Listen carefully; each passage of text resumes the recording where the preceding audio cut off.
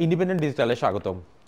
আপনারা জানেন যে এরই মধ্যে সংস্কার কমিশন অর্থাৎ সংবিধান সংস্কার কমিশনের এক দফা মেয়াদ বাড়ানো হয়েছে। জানুয়ারির মাঝামাঝি সংস্কার কমিশন ডক্টর আলী রিয়াজের নেতৃত্বাধীন সংবিধান সংস্কার কমিশন প্রধান উপদেষ্টার কাছে বিভিন্ন প্রস্তাবনা দিবেন সংবিধান সংস্কার নিয়ে। আমরা জানতে পেরেছি প্রায় ৫৪,০০০ মানুষের মতামত নেওয়া হয়েছে সংস্কারের প্রস্তাবনা তৈরি করতে, পাশাপাশি ১২০টি দেশের সংবিধানকে পর্যালোচনা করা হয়েছে। তো আমরা আজ মূলত সংবিধান সংস্কারের প্রস্তাবনায় কি কি থাকছে সেটি নিয়ে কথা বলবো। সঙ্গে আছে আমি সুপ্রিয় শিকদার, আমার সঙ্গে আছেন ইন্ডিপেন্ডেন্ট ডিজিটালের প্রধান বার্তা সম্পাদক তানভীর সোহেল। তানভীর, সংবিধান সংস্কারের বিভিন্ন প্রস্তাবনা শোনা যাচ্ছে, কি কি প্রস্তাবনা নিয়ে আলোচনা হচ্ছে? আমরা এখন পর্যন্ত আপনি জানেন যে যেটি আপনি বলছিলেন যে কমিশন প্রধান আলী রিয়াজের নেতৃত্বে সেই কমিশনটা কাজ করছে যে কি কি সংবিধানে আসলে কি কি পরিবর্তন আনা যায় বা সংশোধন করা যায়।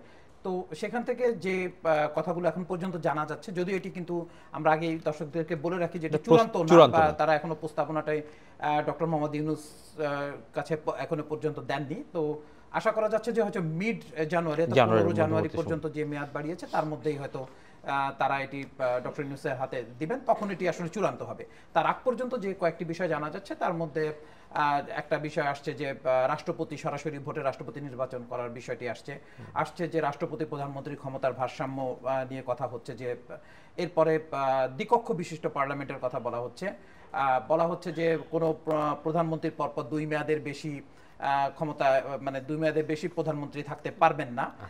এটি নিয়েও নানা ধরনের আলোচনা আছে যে মাঝে কোনো গ্যাপ থাকবে কিনা, যেটা কি পরপর ২ নাকি একবার হলো পরে আরেকবার সে হচ্ছে না, পরের বার গিয়ে সে আবার হতে পারবে, এ ধরনের একটা কথাও কিন্তু আলোচনার মধ্যে আছে। এর পাশাপাশি আরও বেশ কয়েকটা বিষয়ের গুরুত্বপূর্ণ বিষয়ের মধ্যে আসছে যেটি খুবই আলোচিত, সেটি হচ্ছে ৭০ অনুচ্ছেদে এক ধরনের পরিবর্তন আনা যায় কিনা বা কিছু সংস্কার করা যায় কিনা, সেই বিষয়টি যেটিকে আমরা নর্মালি ভাষায় বলে ফ্লোর ক্রসিং, সেই জায়গাটাতে একটা পরিবর্তন আনা যায় কিনা সেটি নিয়ে মোটা দাগে বেশ কিছু কথাবার্তা হচ্ছে। এছাড়া যে ঘোষণাপত্র সেটা কিভাবে হয়, তারপরে হচ্ছে যে আমাদের সংবিধানে আপনি জানেন যে বিসমিল্লাহির রহমানির রহিম বলা আছে, আল্লাহর নামে শুরু করার কথা বলা আছে। এই যে বিষয়গুলো আছে, পাশাপাশি রাষ্ট্রধর্ম ইসলাম, রাষ্ট্রের ধর্ম থাকবে কি থাকবে না, সেই বিষয়গুলো নিয়েও কিন্তু নানা ধরনের আলোচনা আছে। তো এইসব বিষয় নিয়েই আসলে সংবিধান সংস্কার কমিশন যেটি বলছে যে তারা এমন একটি প্রস্তাব দিতে চায় যেভাবে সংবিধানটা সংস্কার করা হলে বা তৈরি করা হলে যেন সব মহল আসলে এটিতে ক্ষুব্ধ না হয় এবং সবাই এটিকে গ্রহণ করে, এমন একটি প্রস্তাবনা। তারপরে আপনি শুরুতে বলছিলেন যে প্রধানমন্ত্রী ও রাষ্ট্রপতির ক্ষমতায় ভারসাম্য আনা হবে, এরকম একটি প্রস্তাব দেওয়া হতে পারে। এটি আসলে কিভাবে সম্ভব বাংলাদেশে? হ্যাঁ, এটি আসলে একটু ইন্টারেস্টিং। এটি নিয়ে কিন্তু দীর্ঘ আলোচনা হচ্ছে বিভিন্ন সময়। আপনি জানেন যে বহু বছর আমরা যদি দেখি যে এটি কিন্তু বলা হয় যে এখানে আসলে পুরো ক্ষমতাটাই আসলে প্রধানমন্ত্রী, রাষ্ট্রপতির কোনো ক্ষমতা নেই, ফলে একক ক্ষমতা আসলে স্বৈরাচার তৈরি করে, ফ্যাসিবাদ তৈরি করে। সেই জায়গায় যদি একটা ভারসাম্য আনা যায় তাহলে সেটি ভালো হবে। কিন্তু এখানে কিন্তু আসলে কয়েকটা ব্যাপার আছে যে আপনি কোন ধরনের সরকার ব্যবস্থা, আমাদের এখানে পার্লামেন্টারি ডেমোক্রেসি, যেটা আমরা ওয়েস্টমিনিস্টার অর্থাৎ ব্রিটেনের গণতন্ত্রকে ফলো করি। আবার আপনি যদি যুক্তরাষ্ট্রের গণতন্ত্র দেখেন সেটি কিন্তু হচ্ছে প্রেসিডেন্সিয়াল শাসিত এক ধরনের গণতন্ত্র। এখন সেখানে প্রেসিডেন্টের সর্বময় ক্ষমতা থাকে এবং সেখানে আরেকটি আছে যে পার্লামেন্টের দুটি কক্ষ আছে, পার্লামেন্টের একটা ক্ষমতায়ন সেখানে থাকে। কিন্তু মূলত কিন্তু সেখানকার রাষ্ট্রপ্রধান, আমরা যদি রাষ্ট্রের যিনি প্রধান থাকেন তিনি কিন্তু রাষ্ট্রপতি, যেটা আমাদের এখানে সরকার প্রধানমন্ত্রী। তো আমরা হচ্ছে সংসদীয় গণতন্ত্র আছে। এখন এইখানে ভারসাম্য আনতে গেলে একটা কথা বলা হচ্ছে, আপনি জানেন যে সম্প্রতি সেনাপ্রধান জেনারেল ওয়াকারুজ্জামান একটু বলেছেন যে ক্ষমতার ভারসাম্যের মধ্যে যদি সশস্ত্র বাহিনী বা আমরা যেটাকে বলি প্রতিরক্ষা বাহিনী বা আর্মি, সেনা, নৌ, বিমান, এই যে বাহিনীগুলোর যদি রাষ্ট্রপতির কাছে দায়বদ্ধ হয় তাহলে এটি আসলে ভালো হয়, এরকম একটা কথা কিন্তু তিনি বলেছেন। পাশাপাশি যদিও তিনি বলেছেন যে তিনি কিন্তু এটা নিয়ে কোনো প্রস্তাব দেননি, এটি তার ধারণার কথা তিনি সেখানে উল্লেখ করেছেন। তো যদি এই ভারসাম্যের মধ্যে এটা আনা, যে ক্ষমতার ভারসাম্য, সেটি আসলে প্রবলেম তৈরি করতে পারে কিনা বা আসলে এটি আবার একটা কনফ্লিক্ট হয় কিনা, যদি এমন হয় যে রাষ্ট্রপতি সরাসরি ভোটে নির্বাচিত হবেন তাহলে প্রধানমন্ত্রীও তো তার তার মতো করে ভোটে নির্বাচিত হচ্ছেন তার সংসদের মধ্যে। এখন দুটো ক্ষমতা, তাহলে কে ক্ষমতাবান বেশি, রাষ্ট্রপতি নাকি প্রধানমন্ত্রী? এখন আমরা যদি পার্লামেন্টারি গণতন্ত্রের কথা বলি তাহলে আসলে প্রধানমন্ত্রীর ক্ষমতা বেশি, সেখানে ভারসাম্য, সেও তো তাহলে জনগণের সরাসরি ভোটে নির্বাচিত বা তার একটা বড় ক্ষমতা আছে। তাহলে কাজের ক্ষেত্রে আমার কাছে তো মানে এই বিষয়টাকে এক ধরনের অসুবিধাই বলে মনে হয় আর কি, যদি ভারসাম্য আনতে যাওয়ার চেষ্টা করা হয়। তো সেদিক থেকে যদি আমি বলি যে নিঃসন্দেহে কমিশন এমন একটা ব্যবস্থা করবে যাতে কোনো কনফ্লিক্ট তৈরি না হয়, যাতে রাষ্ট্র সেভাবে পরিচালিত হতে পারে। না হলে কিন্তু রাষ্ট্রে যে সরকারের সেটা স্থিতিশীল হবে না বলেই ধরে নেওয়া যায়। তো সেই জায়গাটাতে আসলে তারা কিভাবে করতে চায় সেটা আসলে প্রস্তাবনা দেখলে তখন বোঝা যায়। আচ্ছা, তানভীর, আপনি শুরুতেই বলছিলেন যে টানা মেয়াদে কিংবা 2 মেয়াদে প্রধানমন্ত্রী না থাকা, এটা নিয়ে আলোচনা হচ্ছে যে টানা থাকবে নাকি মাঝে গ্যাপ থাকবে, এটা নিয়ে আলোচনা হচ্ছে। পাশাপাশি আরেকটা জিনিস যে দলীয় প্রধান এবং সরকার প্রধান অর্থাৎ প্রধানমন্ত্রী এক থাকতে পারবেন না। তো এই জায়গাটায় ধরেন প্রধানমন্ত্রী নির্বাচিত হওয়ার পরে সেটি দলীয় প্রধান হিসাবে তিনি থাকবেন কিনা, এটা কি রাষ্ট্র নির্ধারণ করে দিতে পারে কিনা? এটি আসলে ইন্টারেস্টিং। আপনি জানেন যে একটা দল কিভাবে চলবে আসলে সেটা তো দলের সিদ্ধান্ত। এখন রাষ্ট্র এটা বলতে চাচ্ছে যেমন পরপর 2 মেয়াদ, মানে 2 মেয়াদের বেশি কেউ ক্ষমতায় থাকতে পারবে না। এটি নিঃসন্দেহে এটি একটি ভালোই, তাতে আসলে নেতৃত্বের বিকাশ হবে, দলের মধ্যে গণতন্ত্র এগুলো চর্চা হবে। পাশাপাশি যিনি প্রধানমন্ত্রী হবেন তিনিও কিন্তু চেষ্টা করবেন যে কিছু নজির তৈরি করে রাখা, মানুষের মন জয় করার একটা জায়গা। সারা জীবন থাকবো না, আমি 2 বার থাকতে পারবো, সো আমি এমন কিছু করে যাওয়া যেন মানুষ বলতে পারে যে আচ্ছা উনি করে গিয়েছিলেন। তো সেই যে জায়গাটা কিন্তু তৈরি হবে। তার মধ্যে কিন্তু এই ধরনের যে আজীবন ক্ষমতায় থাকার একটা চেষ্টা, যেটা তাকে আসলে স্বৈরাচার ফ্যাসিস্ট তৈরি করে, যেটা সেই জায়গাটা কিন্তু হবে। এটি একটি ভালো উদ্যোগ নিঃসন্দেহে। এবং পাশাপাশি যে বলা হচ্ছে যে 4 বছর, আপনি জানেন যে সংসদের মেয়াদ 4 বছর, কথা এরকম বাইরে আলোচনা ছিল, যদিও তারা এটি প্রস্তাবে রাখবে কিনা আমরা এখনো জানি না।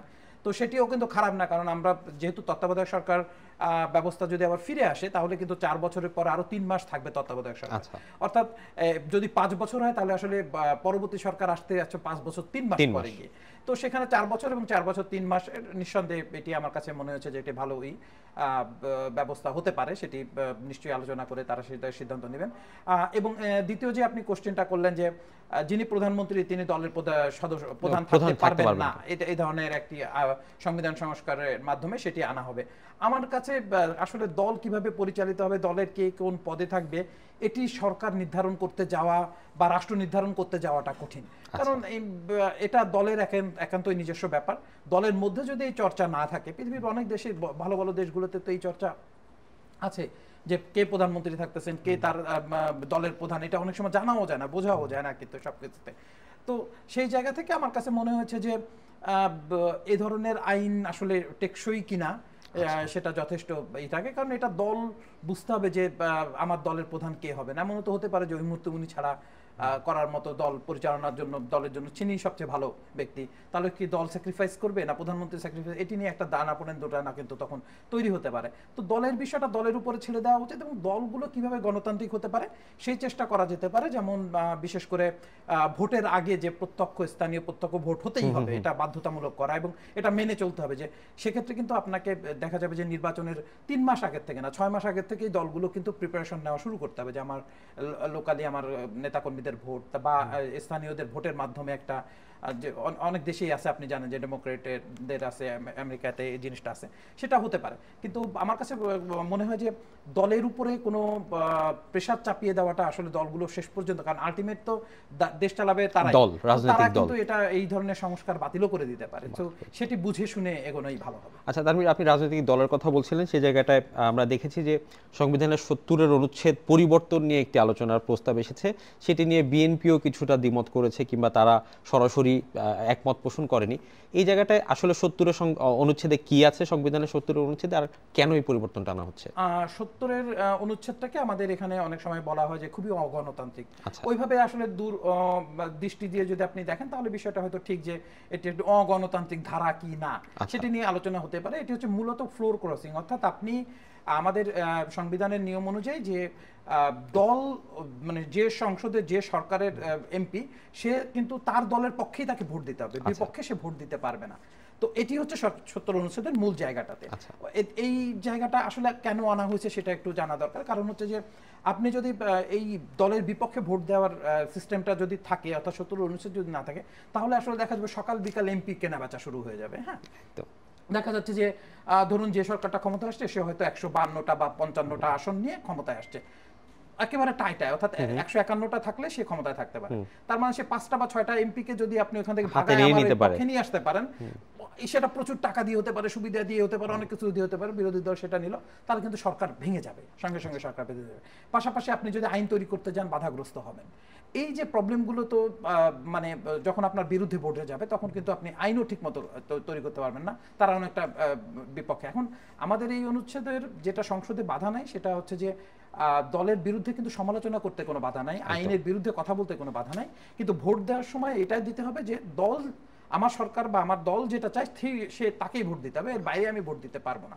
তো এইখানে কিন্তু আমার কাছে মনে হয়েছে যে 70 অনুচ্ছেদ বাতিল করতে যাওয়াটা অনেক বেশি ঝুঁকির হবে বলে আমার কাছে মনে হয়েছে। তাতে আসলে সরকারগুলো আনস্টেবল হয়ে যাবে, এবং এইভাবে আনস্টেবল সরকার আসলে কখনোই কোনো দেশের জন্যই ভালো না। পাশাপাশি আমরা একটা, যেমন আপনি ছোট্ট একটা বিষয় নিয়ে আলোচনা হচ্ছিল যে প্রপোর্শন অনুযায়ী ভোট হবে, অর্থাৎ সংখ্যানুপাতিক সামান্য অনুযায়ী যে কত ভোট হবে সেই অনুযায়ী আসন পাবে, যেটি হয়তো সেটা হয়তো হবে না। কিন্তু এই ধরনের চাওয়াটা হয় কি, তাতে সরকারগুলো আনস্টেবল থাকে, অনেকগুলো দলের একটা পার্টিসিপেশন হয়, এটা যেমন ঠিক আছে, কিন্তু তখন ঝুলন্ত পার্লামেন্ট হবে বেশি, অর্থাৎ কোনো দলের পক্ষে কিন্তু এককভাবে 50% ভোট পাওয়াটা সহজ কথা না, এখনো পর্যন্ত কিন্তু কেউ পায় নাই। যখন সবচেয়ে বেশি ভোট পেয়েছিল সেটি হচ্ছে আওয়ামী লীগ, 47% ভোট 2008 সালে, যেটা আমরা ভালো নির্বাচনগুলোর কথা বলছি, আমরা 14, 18 বা এই নির্বাচনের কথা বলছি না। তো তখন কি হবে, যখনই আপনি ওইটা করতে যাবেন তখন কিন্তু দেখা যাবে যে আপনাকে 50% বেশি ভোট পাইতে হবে, তখন ভোট একদম কারচুপির চেষ্টা হতে পারে, জোরজবরদস্তির চেষ্টা থাকতে পারে, অনেক কিছু দেখতে পারে। আর তা যদি না হয় তাহলে ঝুলন্ত পার্লামেন্ট হবে। এরকম দিনের পর দিন ঝুলন্ত পার্লামেন্ট কিন্তু একটা দেশের জন্য, তার স্টেবিলিটি, স্থিতিশীলতা, সরকারের কিছু কাজ করার জন্য মোটেও ভালো না। হ্যাঁ, যে দল যত আসন পাবে সেটা যেমন আছে। তো একইভাবে 70 অনুচ্ছেদের ব্যাপারটা হচ্ছে এরকম যে আপনি যদি অনুচ্ছেদটা সংস্কার করার চিন্তা করেন বা বলতে পারেন যে ঠিক আছে আমি সরকার পতন হবে না এরকম ইস্যুতে ওরা অন্যকে ভোট দিতে পারবে এমপিরা, যে হ্যাঁ শুধুমাত্র এমন ইস্যুতে ভোট দিতে পারবে না যেটা দিলে সরকার পতন হয়ে যাবে, তার দলের পতন হয়ে যাবে, সেটা কিন্তু আইনের ক্ষেত্রে দিতে গেলেও যেটা হবে যে এটাও কিন্তু আসলে খুব ভালো কিছু হবে না। তখন হচ্ছে যে কনফ্লিক্ট হবে, দলের মধ্যে সন্দেহ অবিশ্বাস বাড়বে, এটা নিয়ে সমালোচনা হবে, আলোচনা হবে, ফলে দলগুলো খুব একটা স্বস্তিতে থাকবে না। পাশাপাশি এমন হবে যে খুব গুরুত্বপূর্ণ কোনো আইনও হয়তো বাস্তবায়ন করা গেল না বা করা যাচ্ছে না, সরকারের যেটা চাওয়া। কারণ আপনি একটা সরকারকে ভোট দিচ্ছেন এই যে সেই সরকারটাই আসলে কাজটা করে দিবে আপনার বিগত, সেইখানে যদি আপনি পদে পদে তাকে বাধা সৃষ্টি করতে চান আইন দিয়ে, তাহলে কিন্তু সরকারের জন্য সেটি ভালো হবে না। সেই দিক থেকে আমি মনে করি যে 70 অনুচ্ছেদ এখন যেভাবে আছে, আমার কাছে, আমি পার্সোনালি ফিল করি যে এটি সংস্কারের খুব একটা প্রয়োজন আছে বলে আমার মনে হয় না। আচ্ছা, তানভীর এবার একটু সংসদে আসি। আমরা দেখেছি যে একটি প্রস্তাবনার খসড়ায় যে ডেপুটি স্পিকার বিরোধী দল থেকে থাকবে এবং স্পিকারের যে একক ক্ষমতা সেটি কিছুটা কমানো দরকার, সেই জায়গাটায় আলোচনা এসেছে দ্বিকক্ষ বিশিষ্ট সংসদে। বাংলাদেশের রাজনৈতিক প্রেক্ষাপট যদি বিবেচনা করি, দ্বিকক্ষ বিশিষ্ট সংসদ আসলে কতটুকু যৌক্তিক? এটা খুব যৌক্তিক।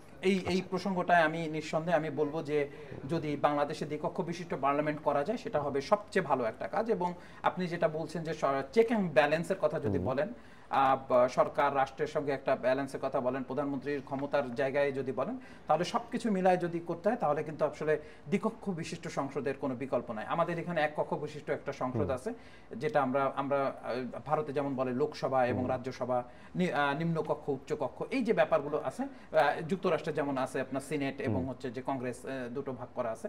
তো দ্বিকক্ষ বিশিষ্ট সংসদ হলে আপনার পাওয়ারের একটা ব্যালেন্স তৈরি হয়। তা না হলে প্রধানমন্ত্রী, যে আপনি যেটা বলেন যে প্রধানমন্ত্রীর একক ক্ষমতা, এমন যে একটা কক্ষে যখন সে আসে তখন সে একচেটিয়া ক্ষমতা হয়, যে সব ক্ষমতাটা কিন্তু দ্বিকক্ষ বিশিষ্ট পার্লামেন্টের ক্ষেত্রে অনেকটাই সুবিধাজনক হয়। সেখানে এখন দ্বিকক্ষ আপার ক্লাসটা আসলে কিভাবে গঠন হবে, কোন প্রক্রিয়ায় গঠন হবে, সেটি একটি গুরুত্বপূর্ণ প্রসঙ্গ। এবং সেখানে যদি একটা ব্যালেন্স, মানে একটা প্রক্রিয়াটা ঠিক করে রাখা যায় যে আপার ক্লাসের যারা সংসদ হবেন তারা কিভাবে আসলে সংসদ নির্বাচিত হবেন, সেই প্রক্রিয়াটা যদি ঠিক করে তৈরি করা যায়, তাহলে আমার কাছে মনে হয় যে দ্বিকক্ষ বিশিষ্ট সংসদ যদি হয় এবং পাশাপাশি প্রধানমন্ত্রীর একজন ব্যক্তি সর্বোচ্চ দুবারের বেশি প্রধানমন্ত্রী হতে পারবেন না, সে যে প্রক্রিয়াই হোক, সেটা পর হোক বা একবার বাদ দিয়ে আরেকবারই হোক, যখনই হোক, যেটাই এই দুটো প্রক্রিয়া কিন্তু আসলে আপনার জন্য, আমার মনে হয় গণতন্ত্রের জন্য ভালো হবে এবং দেশ পরিচালনার জন্য বেশ ভালো হবে বলে আমার কাছে মনে হয়। এই দুটি প্রস্তাবকে আমার কাছে বেশ গুরুত্বপূর্ণ মনে হয়েছে। ধন্যবাদ তানভীর। আজ এ পর্যন্তই। সংবিধানের সংস্কার প্রস্তাবগুলো হয়তো জানুয়ারির মাঝামাঝি সময় প্রধান উপদেষ্টার কাছে দেওয়া হবে। এরপরে মূলত আমরা সঠিকভাবে জানতে পারবো যে কি কি সংস্কার নিয়ে আলোচনা হয়েছে, কি কি প্রস্তাব গিয়েছে। সে পর্যন্ত দেশ বিদেশের যে কোনো খবর জানতে সঙ্গে থাকুন ইন্ডিপেন্ডেন্ট ডিজিটালের, ভিজিট করুন itbbt.com।